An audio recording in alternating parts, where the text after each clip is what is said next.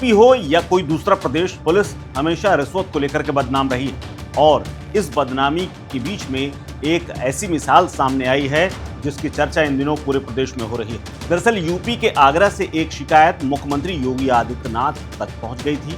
CM को यह बताया गया कि यहां 4 नामी कंपनियों के नाम पर नकली दवाओं का अच्छा खासा कारोबार चल रहा है, जिसके बाद मुख्यमंत्री ने सख्त निर्देश दिए। एफएसडीए के आयुक्त राजेश कुमार और अपर आयुक्त एस चौहान की अगुवाई में एक टीम का गठन किया गया और उसे जांच सौंप दी गई। ये टीम आगरा में करीब 2 हफ्ते तक खाक शांति रही।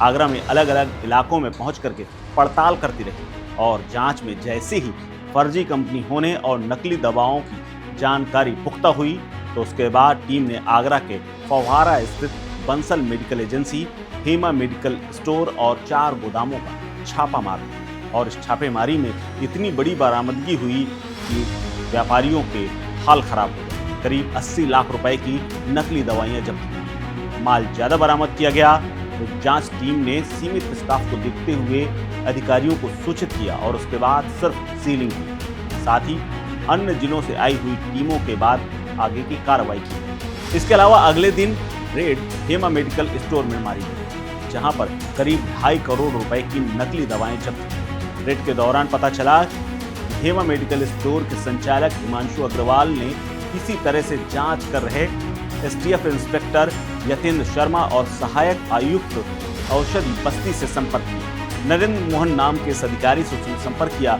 और सीधे घूस में 2 करोड़ रुपए देने की पेशकश कर दी। उसने कहा कि माल छोड़ दो, मैं अभी 1 करोड़ रुपए दूंगा और उसके बाद 1 करोड़ और ले जाऊंगा। उसने कहा कि 1 करोड़ अभी है, पूरा रख लो और मामले को रफा दफा कर लो, अगर ये कम है तो और बता दो। जिसके बाद इंस्पेक्टर यतेंद्र शर्मा को इस मामले की जानकारी लगी तो उन्होंने ट्रैप बिछाया। उन्होंने पैसा लेकर आने को उस व्यापारी को कह दिया और दूसरी तरफ अपने शीर्ष अधिकारी एसपी एसटीएफ राकेश यादव को सूचना दे दी। इसके बाद हिमांशु अग्रवाल जैसे ही नोटों से भरा हुआ बैग लेकर के आया तो उसे दबोच लिया गया और उसी बरामदगी में ये 1 करोड़ रुपए भी दिखाए गए, जिसमें दवाएं बरामद हुई। इंस्पेक्टर की इस ईमानदारी पर खूब चर्चा इस समय यूपी में हो रही है, उसे खूब सराहना मिल रही है और लोग इस बारे में खूब चर्चा कर रहे हैं।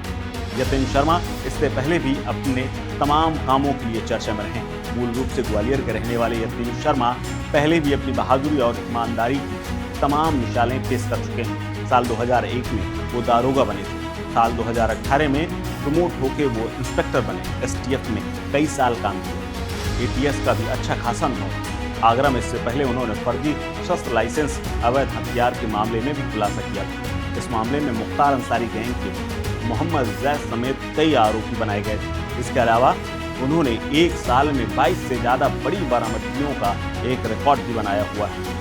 उनकी ईमानदारी की मिसाल ऐसी है कि एक बार उनके खिलाफ जांच भी हो चुकी है और शीर्ष अधिकारी तक का उसमें नाम आया था। हालांकि इस मामले में उन्होंने अपना इस्तीफा भी दे दिया था, लेकिन उनकी तमाम सर्विस को देखते हुए, उनकी ईमानदारी को देखते हुए उनके इस्तीफे को अस्वीकार कर दिया गया था। इस खबर में फिलहाल इतना ही। अपडेट्स के लिए बने रहिए वन इंडिया के साथ।